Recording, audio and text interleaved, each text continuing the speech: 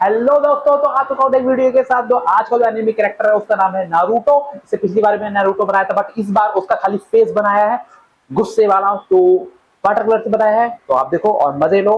Video अगर अच्छी लगे तो लाइक शेयर सब्सक्राइब जरूर करें और वीडियो को लास्ट तक जरूर देखना, स्किप करोगे अच्छा नहीं लगेगा।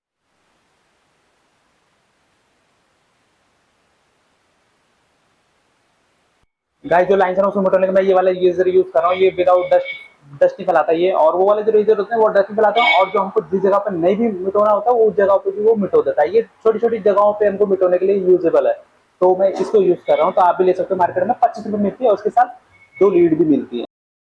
तो गाइज ये है उसकी आउटलाइन। इसमें जो ग्रिड बनी है उसको मैं भी इरेजर से मिटो के फिर हम स्टार्ट करते हैं अपना वाटर कलर। तो चलो।